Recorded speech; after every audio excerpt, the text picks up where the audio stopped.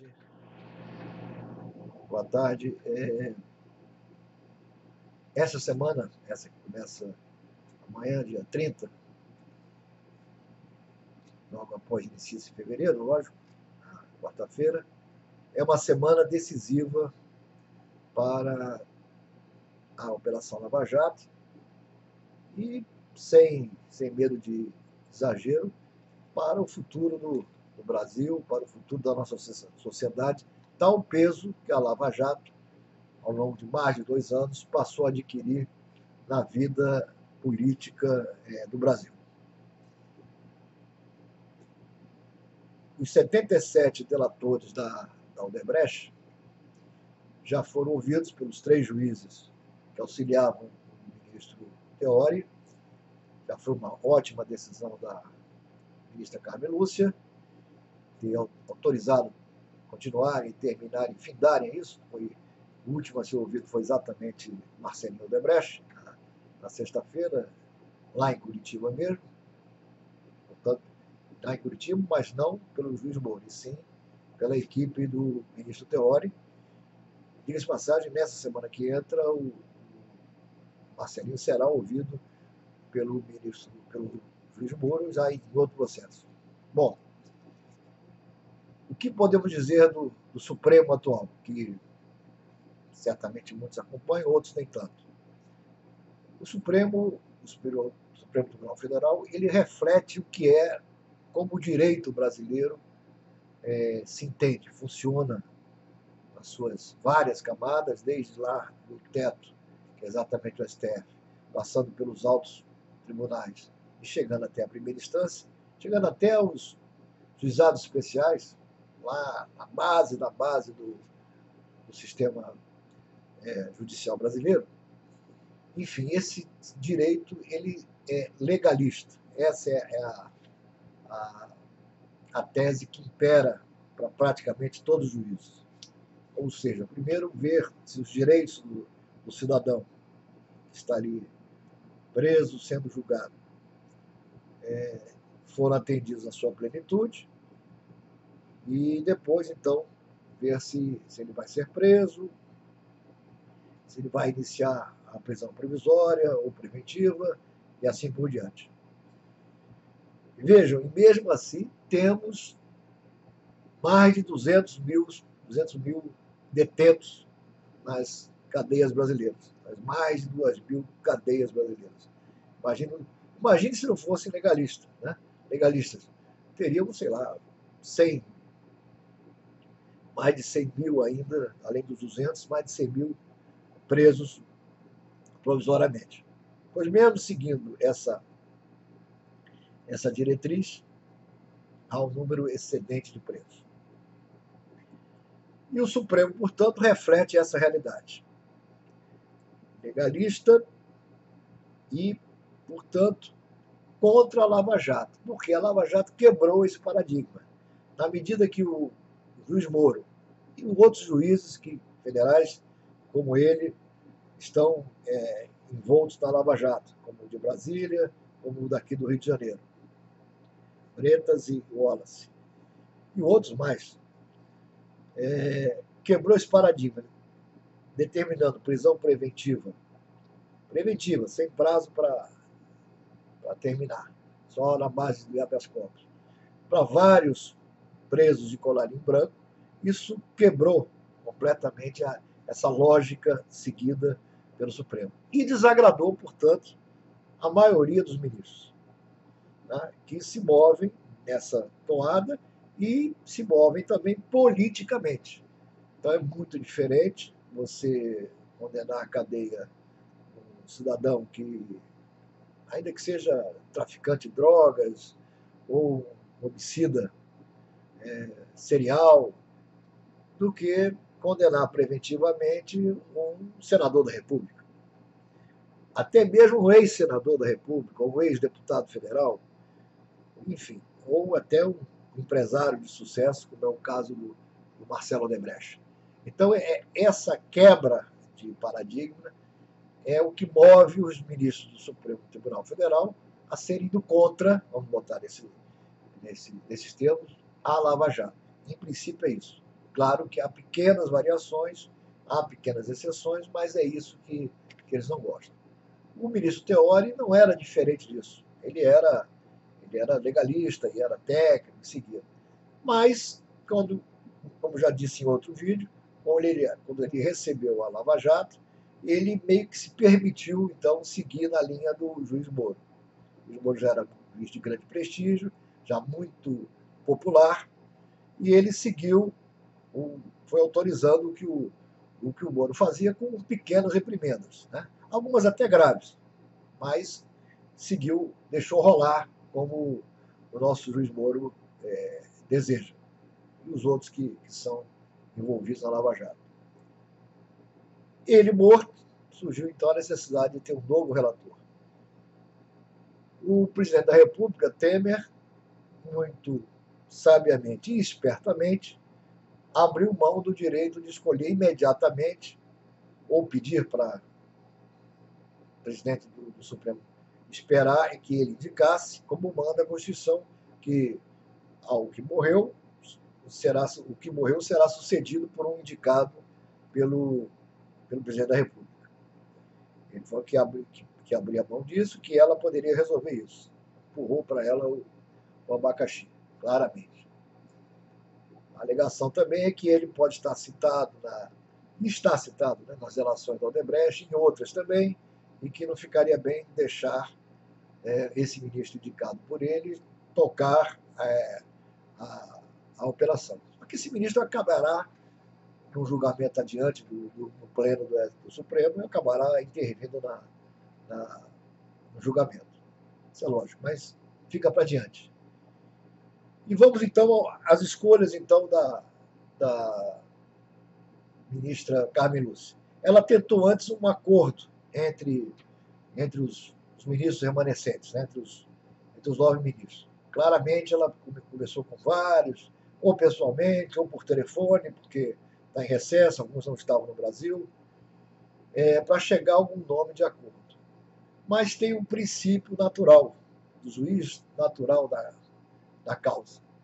E esse juiz natural, ele é da segunda turma. Segunda turma é essa que não poderia ser pior para a Lava Jato, desses acasos do destino, né? Já que ela era composta pelo ministro Teori e mais Celso de Mello, vamos falar adiante, Toffoli, Lewandowski e Gilmar Mendes. Ora, começando por Celso de Mello.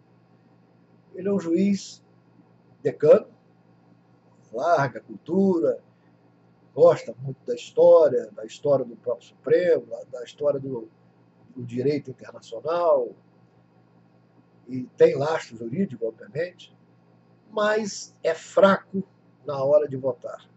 Seus votos são titubeantes, ele fica naquela situação de seguir a lei, mas ao mesmo tempo fica pesando, sobrepesando. Enfim, ele, apesar de ser ministro do STF do tempo, ele não seria um juiz togado da melhor qualidade. Com forças da política, ele acabou sendo decano. Mas, nesse quadro da segunda turma, ele ainda é uma opção razoável. Tanto é que dizem, né, e não foi desmentido, que ele seria a opção natural da ministra Carmen Lúcia. Sobre Lewandowski e Toffoli, são petistas até a raiz da alma, se é que existe isso. Então, eles assumiriam, nenhum dos dois quer, evidentemente, não há dúvida. Ninguém quer, nenhum dos ministros querem ser relator da Lava Jato. É mais trabalho, é mais peso, é mais cobrança da sociedade, tudo a mais. Mas, enfim, nenhum dos dois quer, mas se receberem, eles vão atuar como petistas. E como a Lava Jato, ela focou, obviamente, em petistas ou pessoas ligadas ao governo Dilma e governo Lula, eles vão procurar sabotar ou ver os pontos de fragilidade da declaração, das associações feitas pelo denunciante, pelo trabalho da Polícia Federal, pelo trabalho do Ministério Público Federal, eles vão questionar tudo.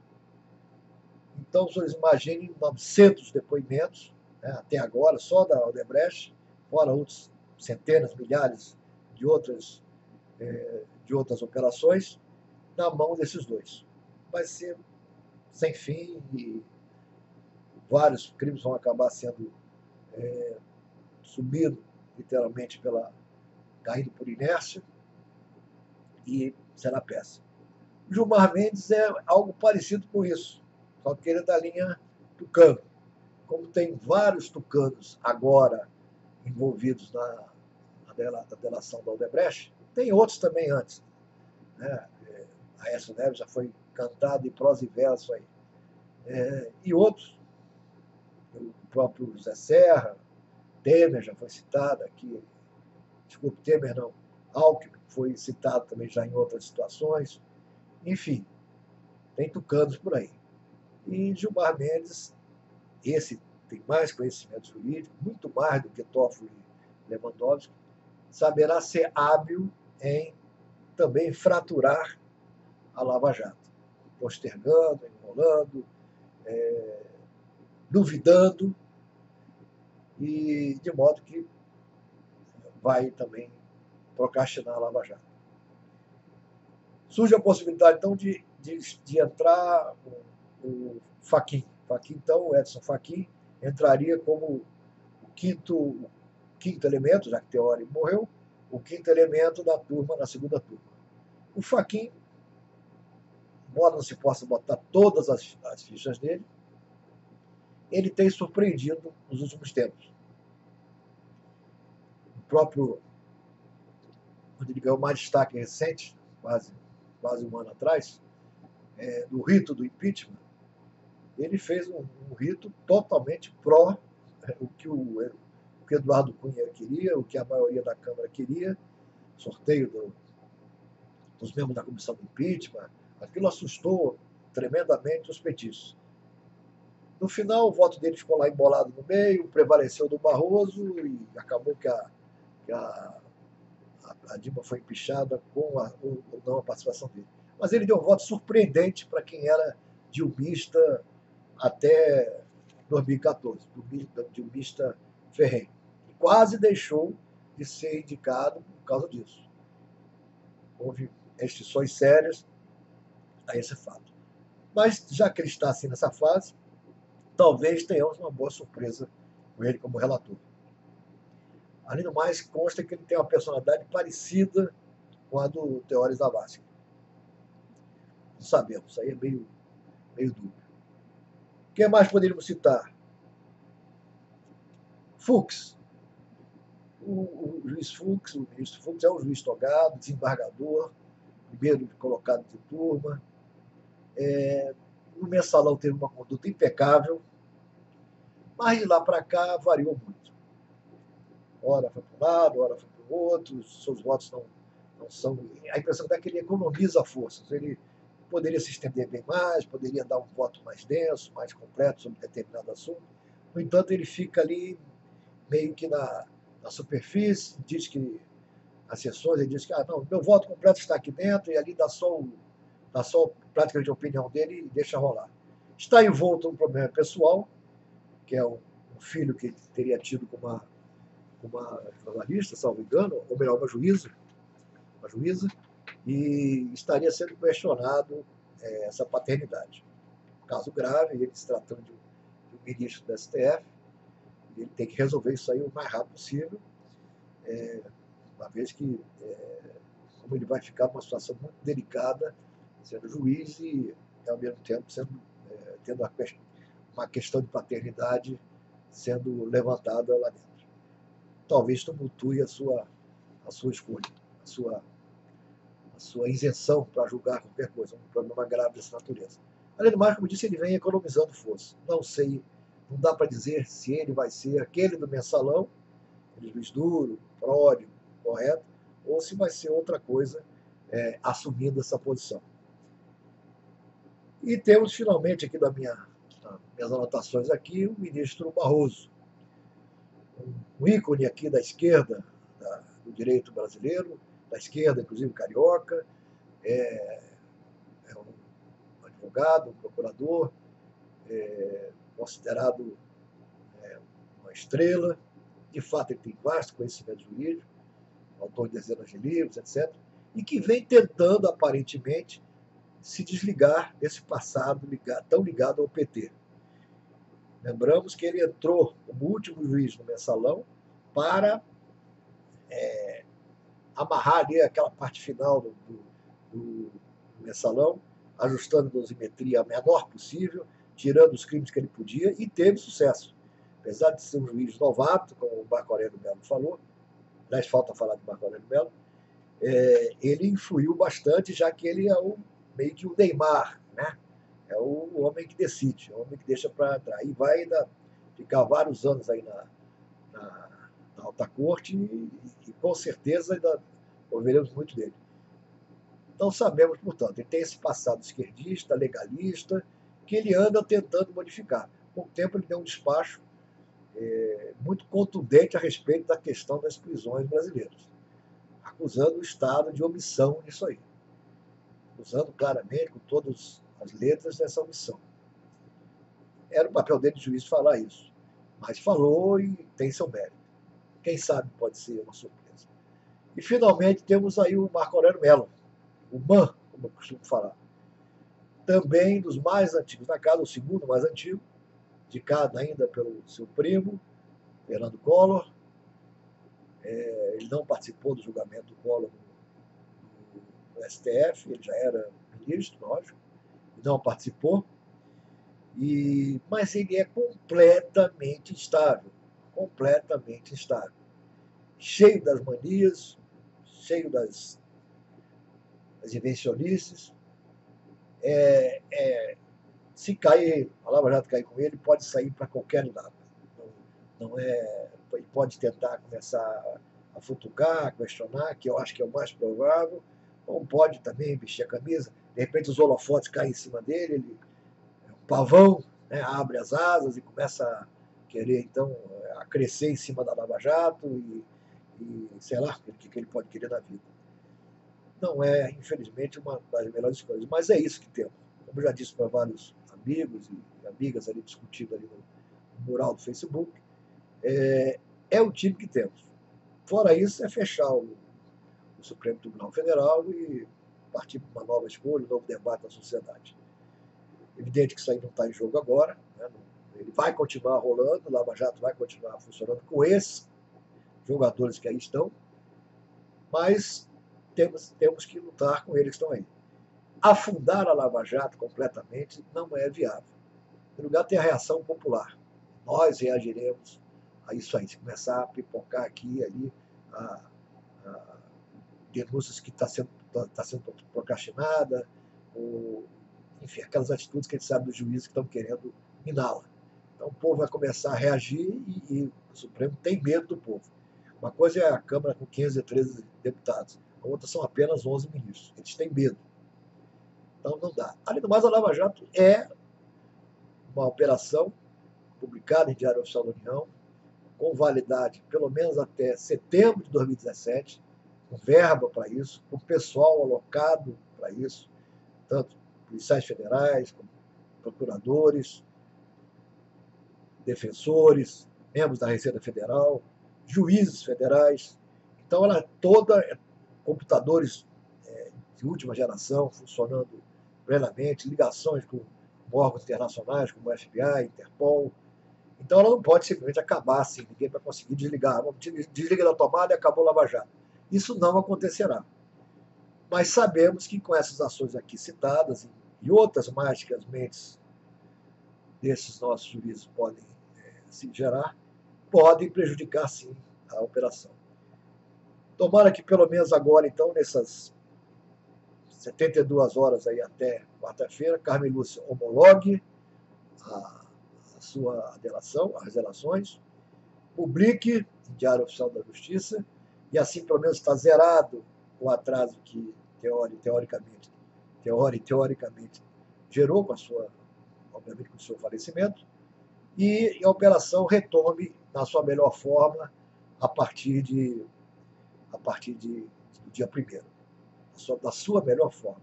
É o que nós podemos pedir agora.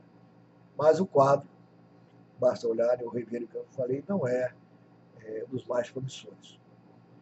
Mas depende ainda de nós, hein? Depende do povo, depende de nós aqui da mídia social, a própria mídia escrita, televisada ou pelo rádio, ela também tem feito sua parte. Há brasileiros de bem também na mídia, né? Não é só gente da Globo News, esquerdista, ou, enfim, ou petistas, infiltrados, tem gente de bem e que sabe que isso é importante. Essa operação é pedagógica, importante, não só para nós, como para gerações futuras, né? Nossos filhos, netos, enfim, para a sociedade brasileira. É isso aí, meus amigos, um grande abraço a todos.